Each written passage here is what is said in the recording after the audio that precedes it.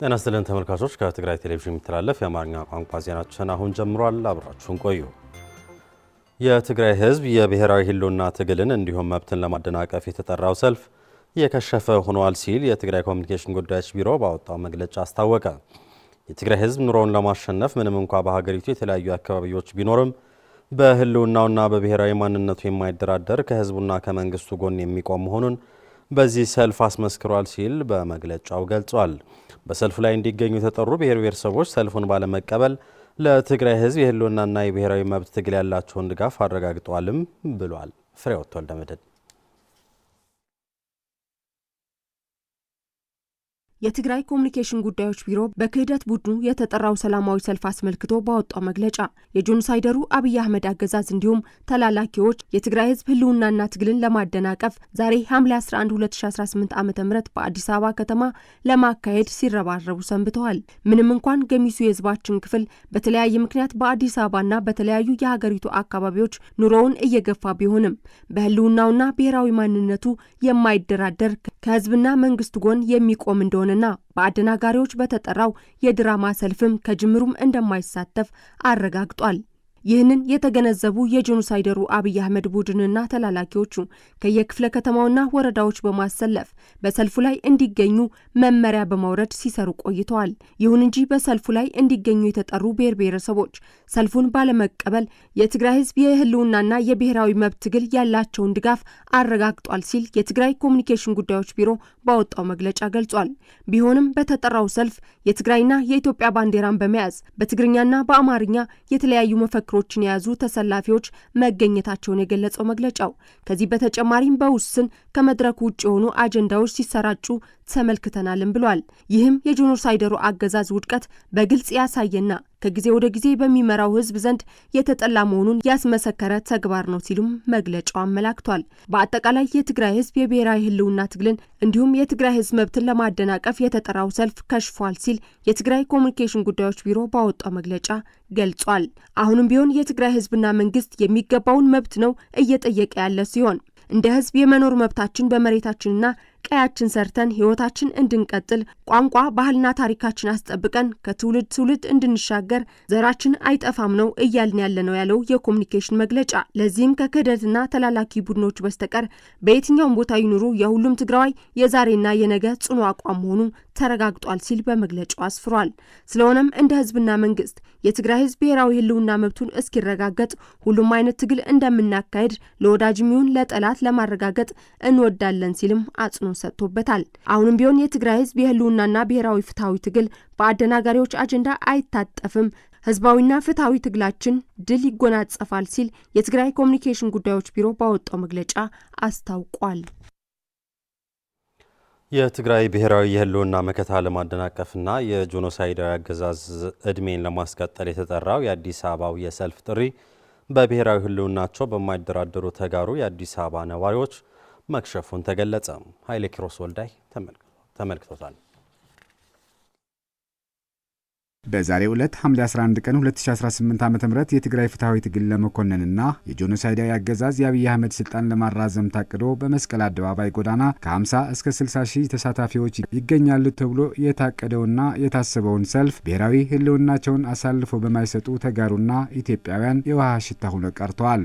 ይህ በብልጽግና ከዳሚዎች የተደረሰው ድራማ ትናንት ማምሻው ባደረገው ግምገማ የትግራይ ተወላጆች እንደማይሳተፉ መረጃ በማግኘቱ ይህንን ለመሙላት ብልጽግና ይምረጡ የሚል መፎክር የተጻፈበትን ቲሸርት የለበሱ የሌላ ብሔር ተወላጅ ወደ ስብሰባው ውጡ በሚል የመኪና በማዘጋጀት መቀላቀላቸውና ትግራዋይ ያልሆኑ ሴቶች ሹሩባ በማሰራት ባንዲራ በማስያዝ መሳተፋቸው ሊረጋገጥ ተችለዋል። ይህ ከሰልፈኞች በላይ ፖሊስና ሲቪል የለበሱ የጸጥታ አካላት በብዛት የሞሉት የሀዘን ዳስ የተተከለበት ድባብ የፈጠረ ሲሆን ያሰቡት ሳይሳካ በጥቂት የክህደት ኃይሎች ተድበስብሶ ማለፉን በማስታወስ በስፍራው በድንገት ታፍሶ ወደ ሰልፉ የተቀላቀለው የሌላ ብሔር ተወላጅ ተሳታፊ ስብሰባ ነው በሚል የተጭበረበሩ አካላት መኖራቸው ራስን ጨምሮም አጋልጠዋል።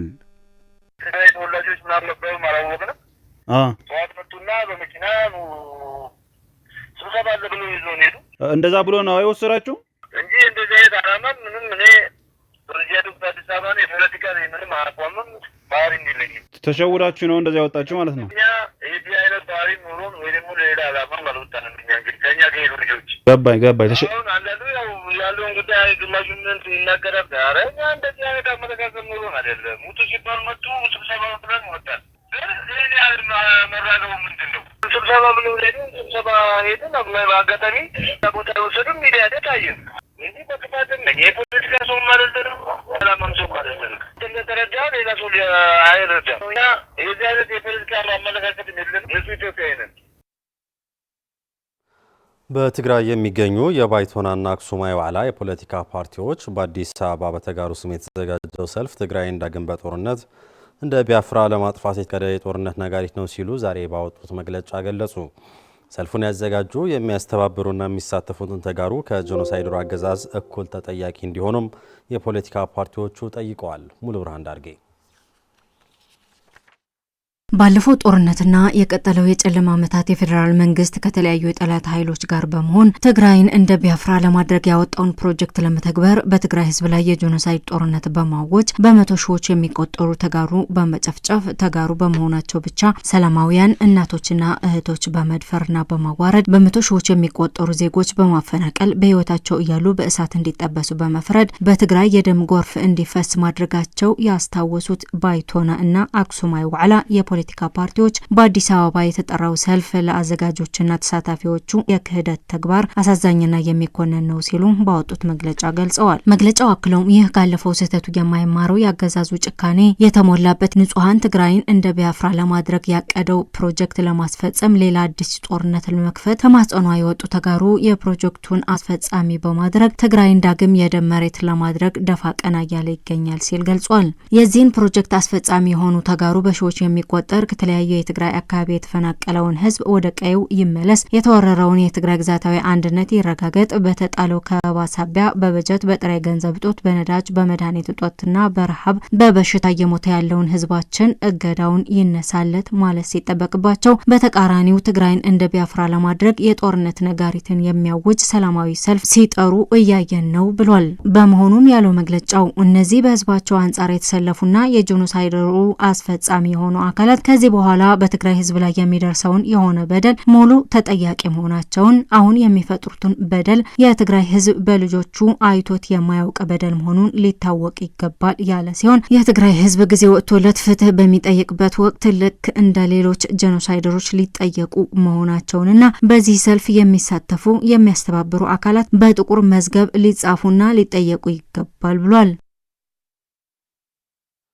በመጠለያ ጣቢያ ያለው አስከፊ ህይወትና ሞት ማብቂያ እንዲኖረው የትግራይ መንግስት የሚወስነው ውሳኔ ሙሉ በሙሉ እንደሚደግፉ በመቀለ ከተማ ተጠልለው የሚገኙ ተፈናቃዮች ገለጹ። የትግራይ መንግስት ምዕራብ ትግራይን ለማስመለስ የሚያደርገውን ጥረት ለማሳካት በቁርጠኝነት እንደሚታገሉም ገልጸዋል። ለፍስሐ ጽዮን ገብረ አብዝጊ ዘገባ ስለሻጎስ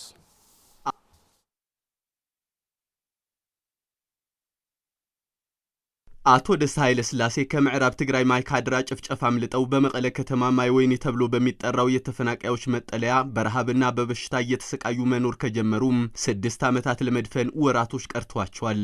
ዛሬ ነገ ወደ ቀያችን እንመለሳለን ተስፋቸው ምናብ ብቻ እየሆነም በረሃብና ተደራራቢ በሽታ እየተሰቃዩ ባለቤታቸውም በአስም በሽታ የአልጋ ቁራኛ ሆነው በሞት አፋፍ ላይ እንደሚገኙ ያስረዳሉ። መዓልቲ አየፍረስካ ፈሪስና አይገንሳለ ህክምና ቀን አይጣል ሆነና ቀን ጣለን። እኔ ደም ግፊት ስላለብኝ የህክምና አገልግሎት ባለማግኘቴ ስትሮክ ሆኖ ግማሽ አካሌ ፓራላይዝ ሆኖ መድኃኒት በማጣቴ በስቃይ ላይ ነው የምገኘው። ባለቤቴም በአስም በሽታ ታማ ተኝታለች። ሁሌም የሰው ህይወት እያለፈ ነው። መከራችን በዛ። ለተከታታይ 6 ዓመታት ወደ ቀያቸው ባለመመለሳቸው በረሃብና በበሽታ ለከፋ አደጋና ሞት እየተጋለጡ መሆናቸውን የሚገልጹት አቶ ደስታና በመጠለያው የሚገኙ ሌሎች ተፈናቃዮች ችግሮቻቸው ዘላቂ መፍትሄ እንዲያገኙ በአስቸኳይ ወደ ቀያቸው እንዲመለሱ በተዳከመ ልሳናቸው ይጠይቃሉ። ጊዜ መስበጽሐ ጸገሙላ በጽሐ ጊዜ በተራዘመ ቁጥር በእኛ ላይ የሚደርሰው ችግር እየበዛና እየከፋ ነው ያለው። እርዳታ የለም፣ መድኃኒት የለም።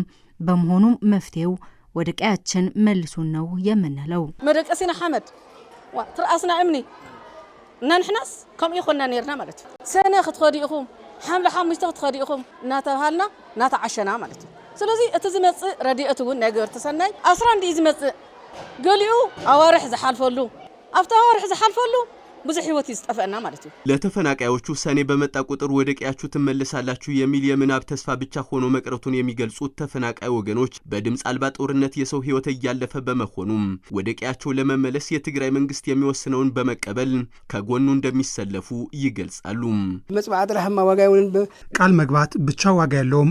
ትመለሳላችሁ ተብለን እየተጠባበቅን የብዙ ወገኖቻችን ህይወት አልፈዋል።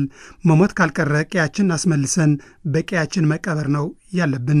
ናብ ገዛና በሰላም ከመሰልና ደጋፍና ይحزون خذو የትግራይ መንግስት በሰላም ወደ ቀያችን እንዲመልሰን ደጋፊያችን ሆኖ ዋስትናችንን ጠብቆ እንዲመልሰን ጥሪዬን አቀርባለሁ። ናፍታ ደቅና ዘወለድናላ ናፍታ ጥሪትና ዛፍረናላ ናፍታ መረበትና ሀብተ ገነት ሪሂቅና ንወልዕሉ ዓዲ ክሰድናለዎም ስለዚህ احنا ልዕል ኩሉ ዋ ናይ መወዳእታ እንድሕር ኮይናስ ኣብ ሰወይትን ኣብ መሬትን ዘይመውት የለን ይባሃል ናይ ወለድና ትርተ ማለት ነው።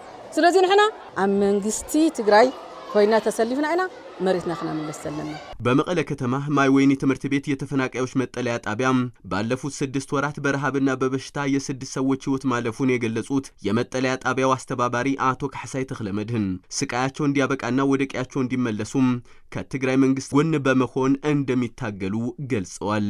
አውሽ 6 ወርሒ 6 ሰው ዛሁን መይተምናለው በ6 ወራት ውስጥ በረሃብ በበሽታ የመድኃኒት አቅርቦት ባለመኖሩ 6 ሰዎች ህይወታቸው አልፈዋል። በተፈናቃይ ህዝብ ላይ እየደረሰ ያለው ግፍና መከራ መግለጽ አይቻልም። በጣም አስከፊ ሆኗል። ይህ አስከፊ ህይወት እንዲያበቃ ከህዝባችን ጎን በመሰለፍ ታግለን ቀያችንን እናስመልሳለን። ለሰዓቱ ያዝናቸው ዜናዎቻችን በዚህ አብቅተዋል። ሰላም።